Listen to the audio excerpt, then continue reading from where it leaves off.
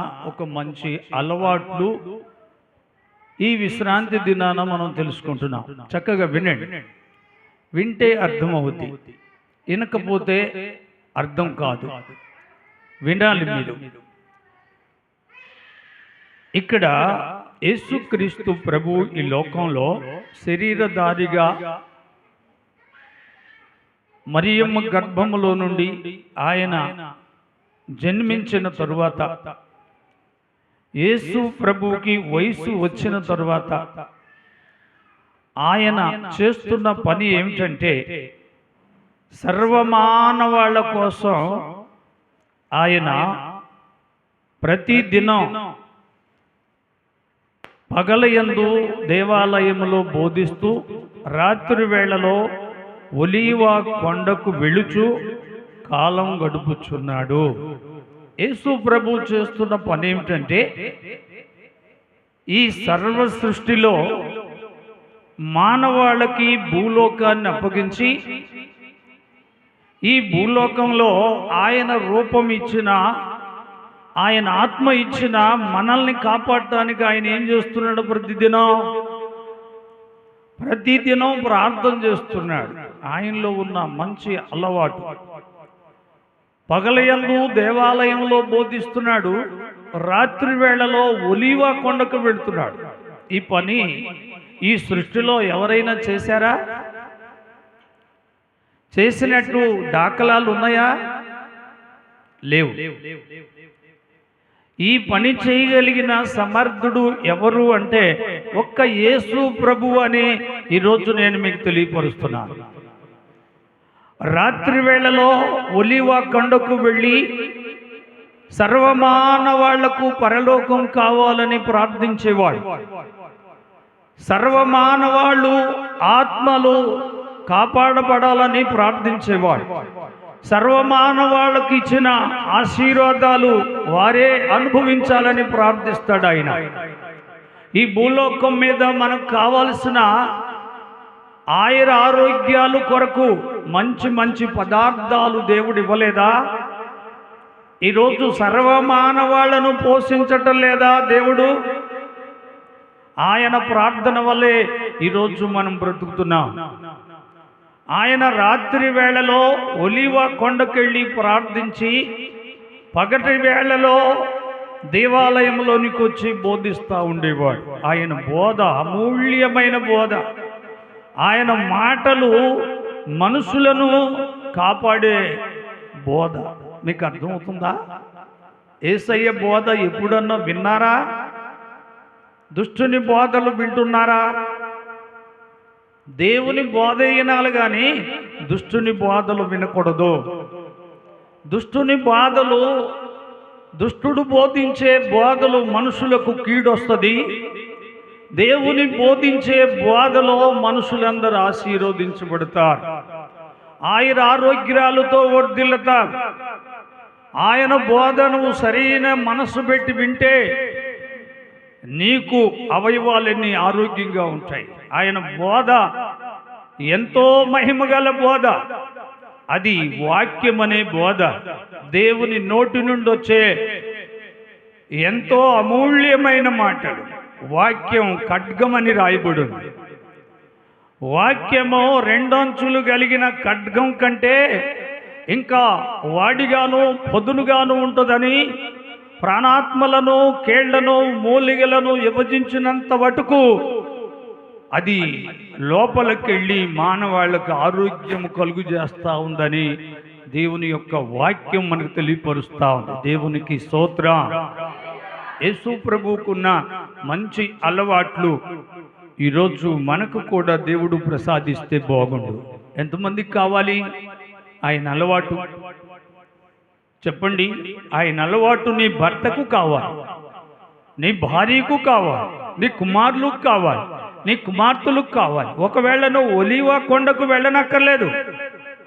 రాత్రింపగళ్ళు నీవు నీ కుటుంబం కోసం ప్రార్థన చేసుకుంటే దేవుడు నిన్ను సమృద్ధిగా దీవిస్తాడు. ఆయన సర్వమానవాళ్లను కాపాడటానికి రాత్రి వేళలో నిద్రపోయిన దేవుడు కాదాయన. పగల వేళలో అలా తలవాల్చుకొని రెస్ట్ తీసుకునేవాడు కాదు ఆయన. ఆయన రాత్రింబగళ్ళు ఆయన ఎప్పుడు చూసినా ప్రార్థన, ఎప్పుడు చూసినా బోధ. దేవునికి స్తోత్రం. ఈరోజు అలాంటి వారు ఉన్నారా?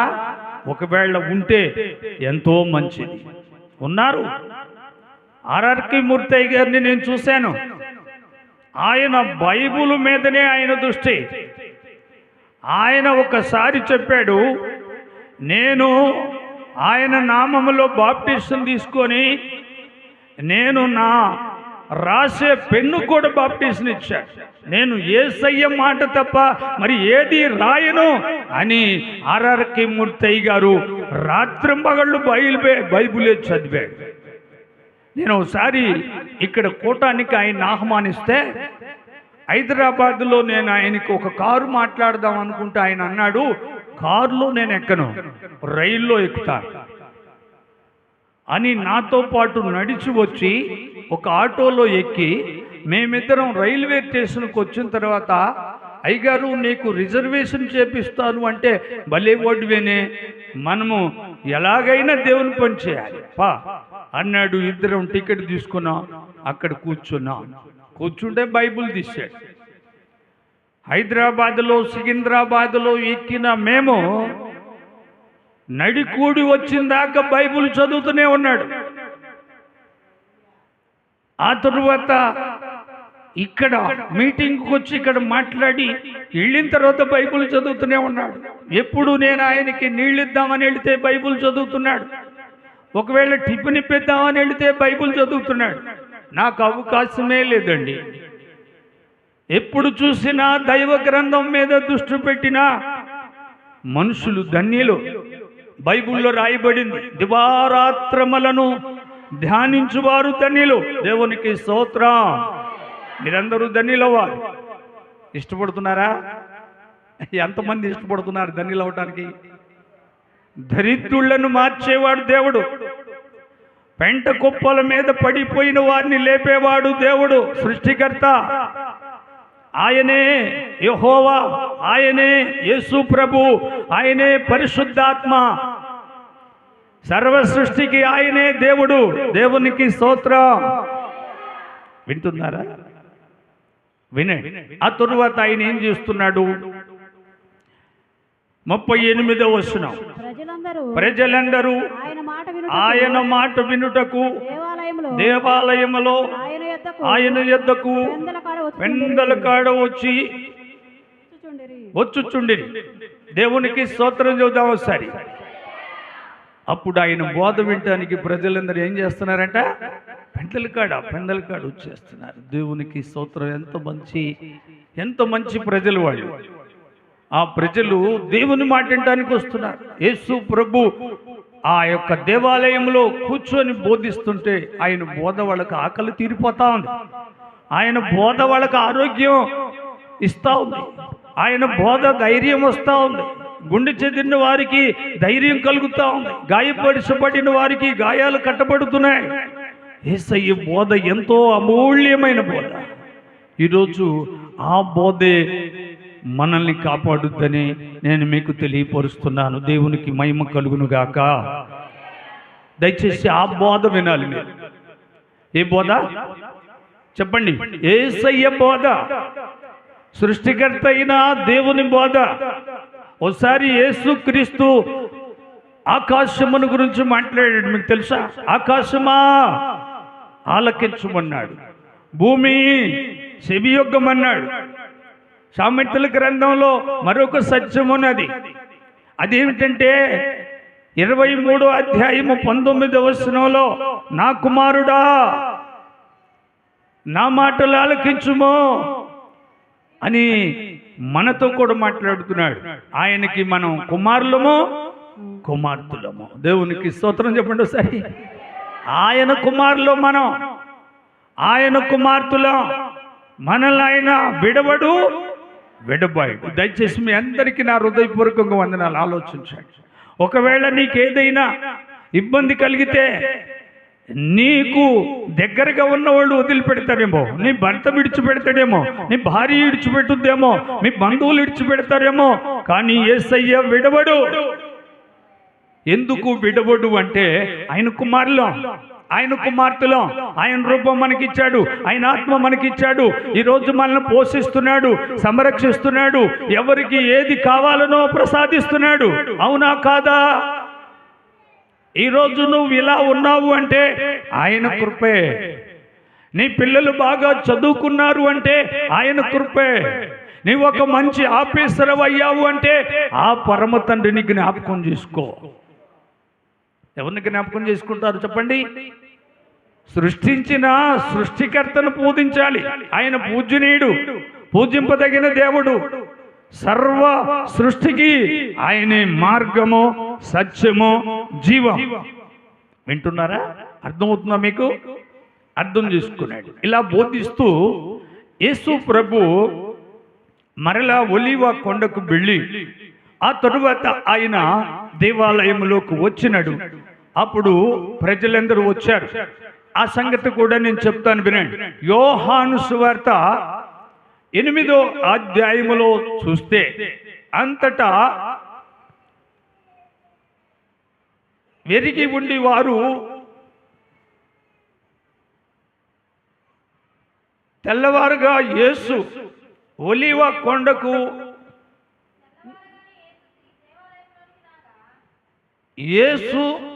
ఒలీవ కొండకు వెళ్ళి తెల్లవారుగానే యేసు తిరిగి దేవాలయములోనికి రాగా ప్రజలందరూ ఆయన వద్దకు వచ్చిరి. కనుక ఆయన కూర్చొని వారికి బోధించుచుండెను. 2 చేతులతో ఒకసారి స్తోత్రం చూద్దాం. యేసు ప్రభు కొండకెక్కి ఒకవేళ దిగి కాళ్ళు నొప్పులు వచ్చినాయి అంటారు ఆయనకి? ఏమండి? కొండ మీద యేసుక్రీస్తు ఒకసారి బోధించాడు.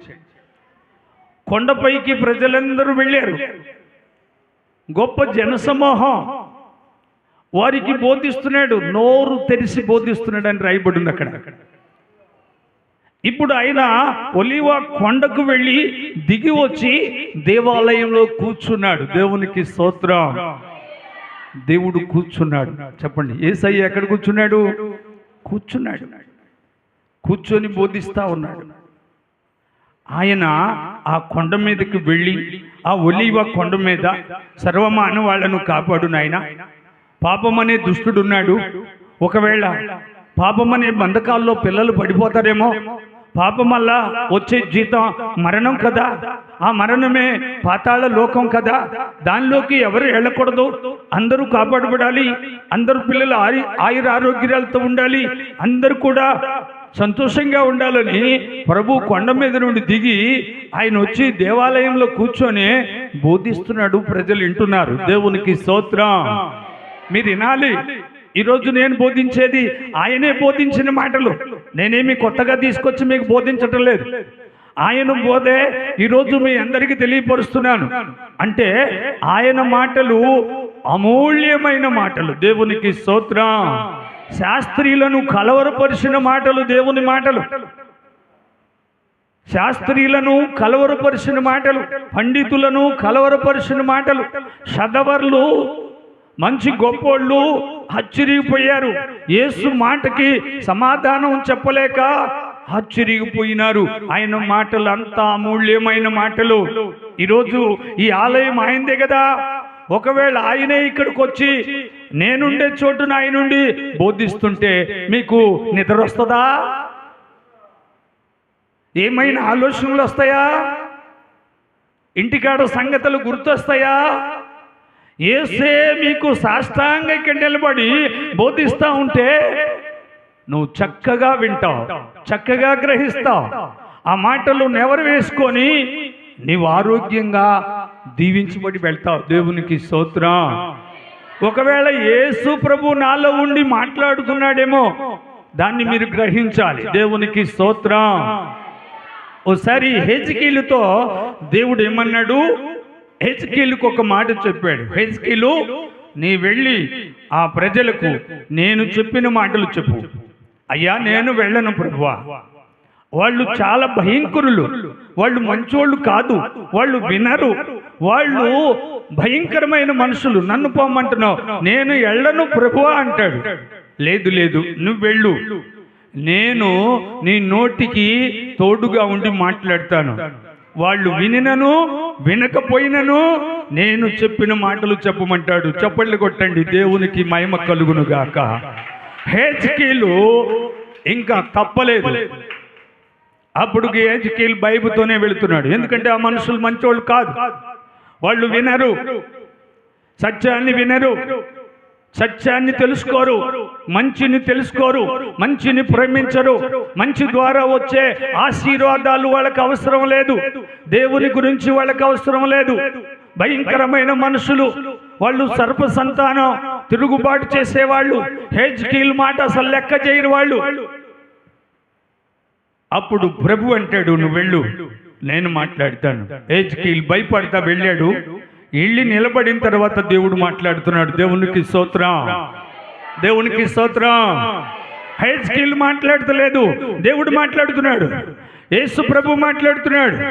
మోసేగడు ఒకసారి, దేవా నన్ను నువ్వు పిలిచావు, నేను ప్రజల్ని పరిపాలించాలంటే, ఇశ్రాయేలీయులను నడిపించాలంటే నా వల్ల అయిన పని కాదు, నాకు కొంచెం నత్తుంది అంటాడు. అప్పుడు ప్రభు అంటాడు, ఇదిగో నేను నిన్ను మాట్లాడుతున్నాను, వెళ్ళు అని చెప్తాడు. దేవునికి స్తోత్రం. అర్థమవుతుందా? ఈరోజు నేను ఇక్కడ నిలబడటానికి ఆయన అధికారం, ఈరోజు మీకు ఆయన మాటలు చెప్పడానికి ఆయన అనుమతి. ఆయన అనుమతి లేకుండా నేను చెప్పలేను. ఆయన మాటలు చెప్పాలంటే పరిశుద్ధాత్మ దేవుడు నాకై బోధించాలి. అర్థమవుతుందా మీకు? అర్థం చేసుకున్నాడు. ఎందుకంటే లోకంలో దుష్టుని బోధలు ఉన్నాయి, దేవుని బోధలు ఉన్నాయి. దేవుని బోధలు వింటే మనుషులు బాగుపడతారు, దుష్టుని బోధలు వింటే మనుషులు నష్టపోతారు. ఇది నిజమంటారా? చెప్పండి. అర్థమవుతుందా? ఇంతలో అక్కడ శాస్త్రీలు పరిసయ్యులు ఒక అమ్మాయిని పట్టుకున్నారు. ఆ అమ్మాయిని పట్టుకున్నారు. ఆ అమ్మాయి అమాయకురాలు కావచ్చు. ఆ దినాల్లో ఒకవేళ కాలు జారి ఏదో చిన్న పొరపాటు చేసి ఉండొచ్చు ఆ అమ్మాయి. ఆ అమ్మాయిని పట్టుకున్నారు. పట్టుకొని తలా ఒక రాయి తీసుకున్నారు. తలా ఒక రాయి తీసుకొని యేసు ప్రభు ఇక్కడ ప్రజలకు బోధిస్తున్నాడు. అమూల్యమైన మాటలు చెప్తున్నాడు, పరలోక సంగతులు చెప్తున్నాడు, పరలోక మాటలు చెప్తున్నాడు. వాళ్ళకి ఆనందం అయిపోయింది, సంతోషం అయిపోయింది. గుండె చెదిరిన వారు ధైర్యంగా ఉన్నారు, గాయపరచబడిన వారు గాయాలు కట్టబడ్డాయి, అనారోగ్యంతో వచ్చిన వాళ్ళు ఆరోగ్యంగా గంతులేస్తున్నారు. అలాంటి మంచి వాతావరణంలో శాస్త్రీయులు పరిసయ్యులు ఒక అమ్మాయిని పట్టుకొని వచ్చారు.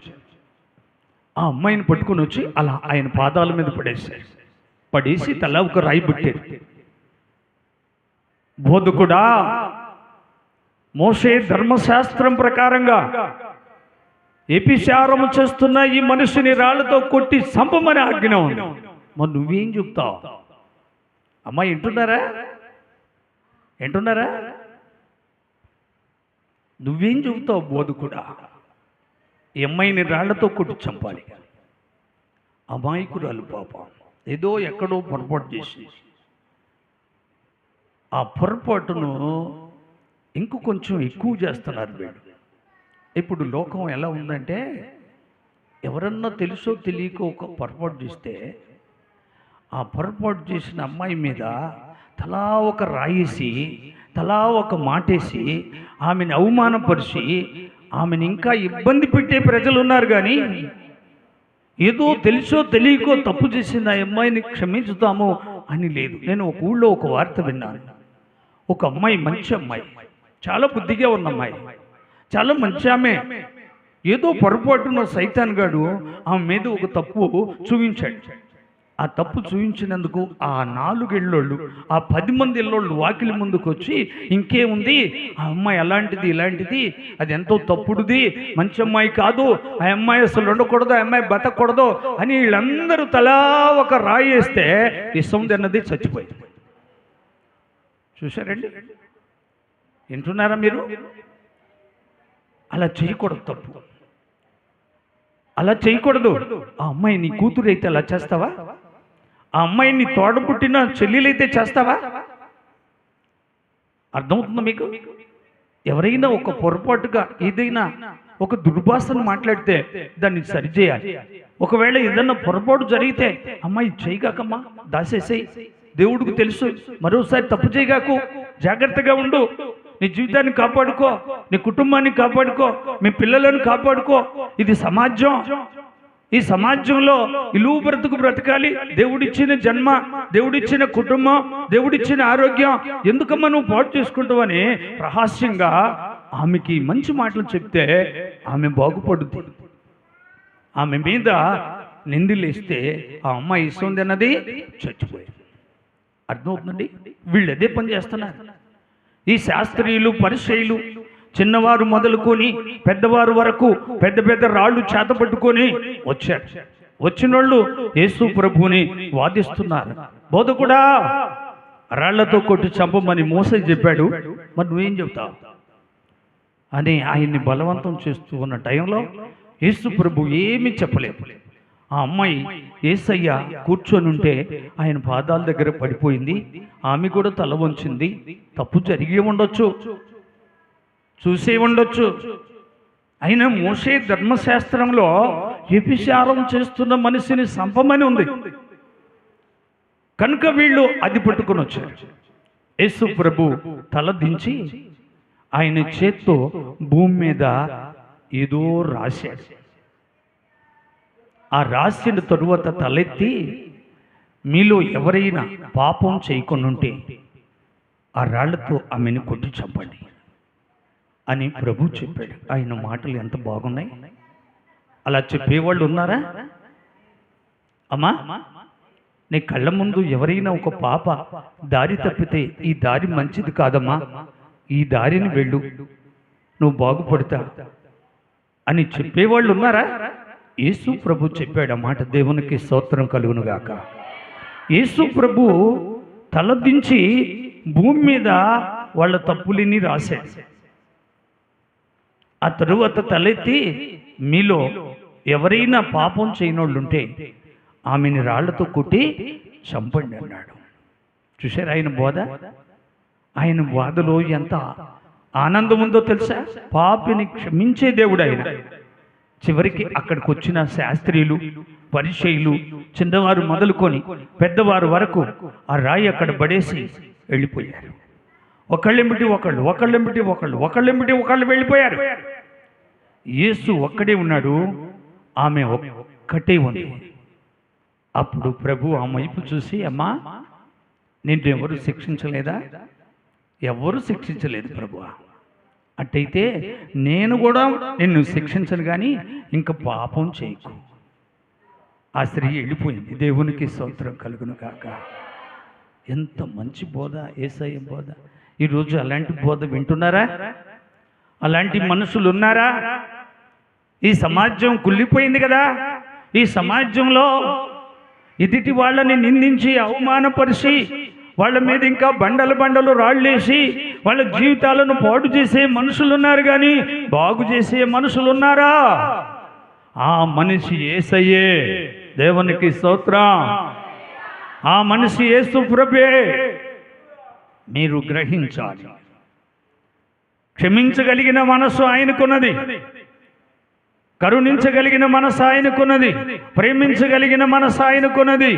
ఆయన సర్వమానవాళ్లను ప్రేమించే దేవుడు.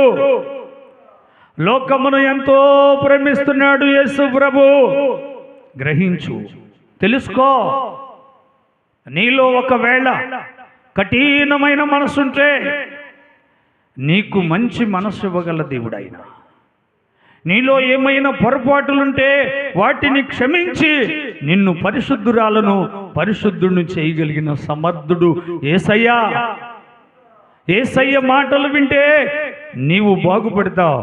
యేసయ్య మాటలు వింటే నీ కుటుంబం దీవించబడుద్ది, నీ పిల్లలు దీవించబడతారు.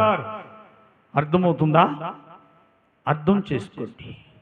ఎందుకంటే యేసు ప్రభువులో ఉన్న ఒక మంచి అలవాట్లు నేను చెప్తున్నాను.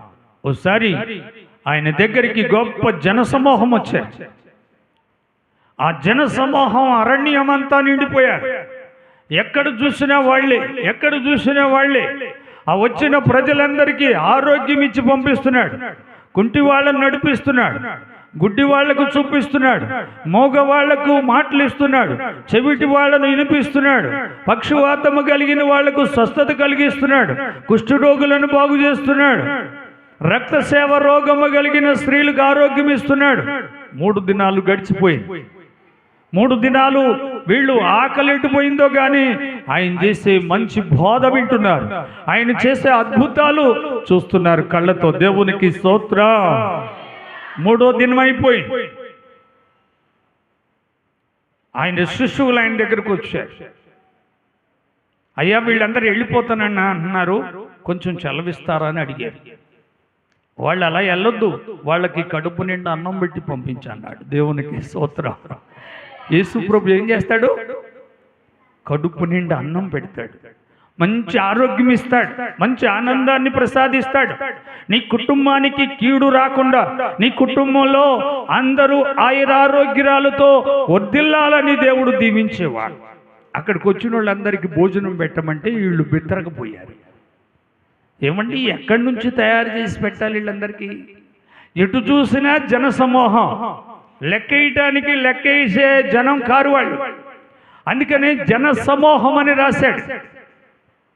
అప్పుడు ప్రభు వాళ్ళతో అంటాడు, మీరే వాళ్ళకి అన్నం పెట్టమండి. మేమెక్కడ తెచ్చిపెట్టాం? మా దగ్గర ఉన్నది 5 రొట్టెలు 2 చేపలు ఉన్నాయి. చూసారండి ఎన్ని ఉన్నాయంటే అక్కడ? 5 రొట్టెలు 2 చేపలు. కొంతమంది ఇళ్లలో కొంచెమే ఉంటుంది. ఆ కొంచెం యేసయ్యని ఆశీర్వదిస్తాడు. ఆ కొంచెమే మరింతగా చేయగలడు ఆయన. నీవు కొంచెం అనుకుంటా, యేసయ్య నీకు మరింత ఇచ్చానంటాడు. నువ్వు నమ్మావు, ఆ కొంచెం చూసి అవిశ్వాసంగా ఉంటావు, నమ్మకాన్ని పోగొట్టుకుంటావు. నమ్మటం నీ వలనైతే నమ్మిన వానికి సమస్తము సాధ్యమే. అవునా కదా? వీళ్ళు నమ్మల, యేసయ్య మాట నమ్మల. అయ్యా మేమైతే పెట్టలేం కానీ ఇదిగో ఈ ఉండయి, ఈ 5 రొట్టెలు 2 చేపలు ఆయన చేతికిచ్చారు. ఆయన ఆకాశం వైపు చూశాడు. యేసు ప్రభు వింటున్నారమ్మా? ఆకాశం వైపు చూశాడు. ఎటు చూస్తారు మీరు? ఎటు చూస్తారు మీరు? మీరు అవసరం వచ్చినప్పుడు ఎటు చూస్తారు? వాళ్ళ వైపు, ఏళ్ల వైపు. ఎవరిస్తారా, ఎవరు ఈ అవసరాన్ని తీరుస్తారా, ఇదే కళ్ళు మనకి. కానీ యేసయ్య కళ్ళు ఎక్కడున్నాయో తెలుసా? ఆకాశం వైపు చూశాడు. చప్పట్లు కొట్టండి. ఆకాశం వైపు చూశాడు దేవుడు.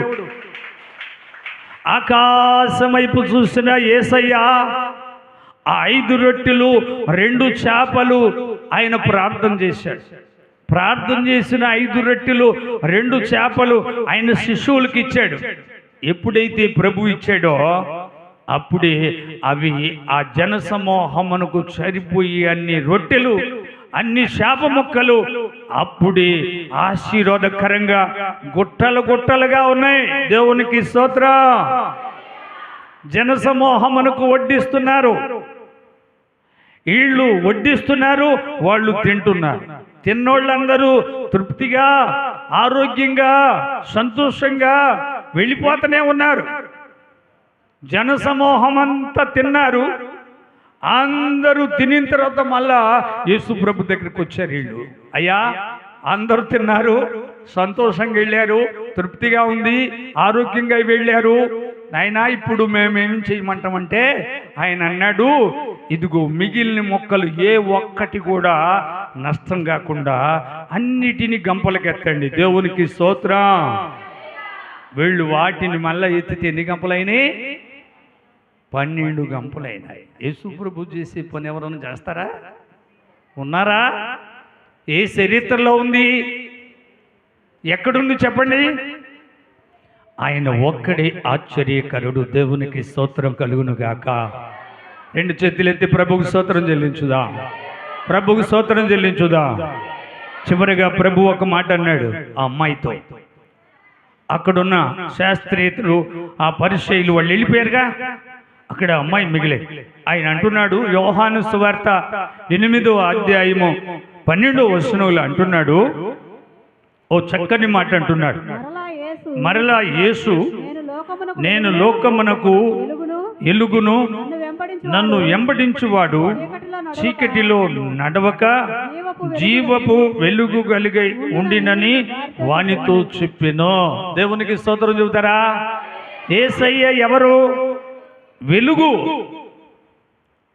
ఆయన అంటున్నాడు అక్కడున్న ఆమెతో, అక్కడున్న ప్రజలతో, నేను లోకమునకు వెలుగును. చేతులెత్తి దేవుని స్తోత్రం చెప్పండి. నన్ను వెంబడించువాడు చీకటిలో నడవడు, జీవపు వెలుగు కలిగి ఉంటాడు. వెలుగులో తన జీవితాన్ని కాపాడుకుంటాడు, తన భార్యని గౌరవిస్తాడు, తన భర్తను గౌరవిస్తాడు, వాళ్లకు కలిగిన పిల్లలను ఒలీవ మొక్కల వలె చక్కగా పెంచుకుంటాడు.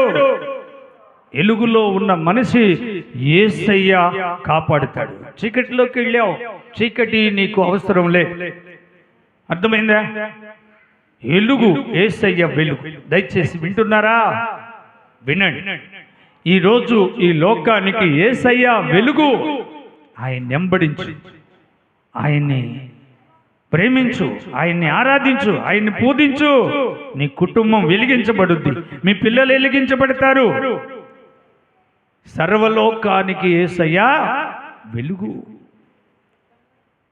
దయచేసి ఈ రోజున యేసు ప్రభుని మనం వెంబడిస్తున్నాం, మనం వెలుగులో ఉన్నాం, మనం ఆశీర్వదించబడ్డాం, మన పిల్లలు ఆయుర ఆరోగ్యాలతో ఉన్నారు.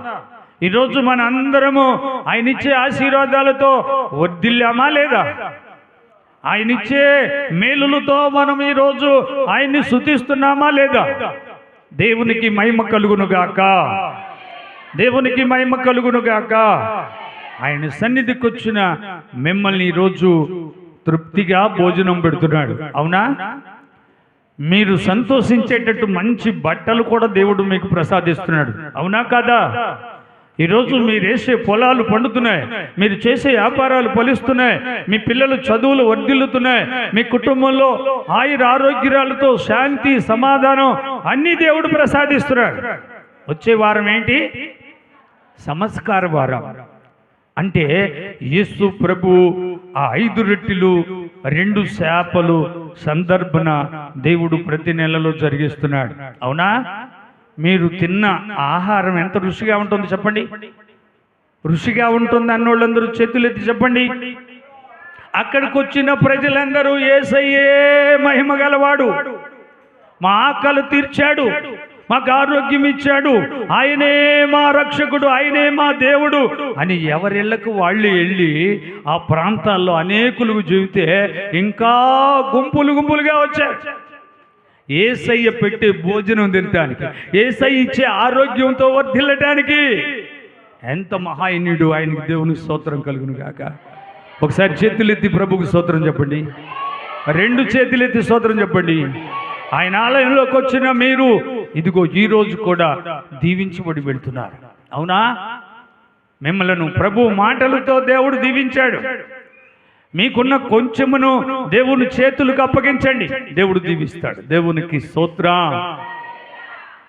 ఎంతమంది ఆయన చేతులకు మీ జీవితాలు అప్పగించుకుంటారు?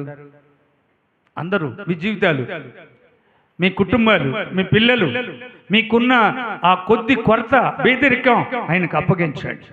అప్పుడు దేవుడు సమృద్ధిగా దీవిస్తాడు. ఈ మాట ఏలియా యదవరాలకు చెప్పాడా లేదా? ఏలియా పేద యదవరాలకు చెప్పాడా లేదా?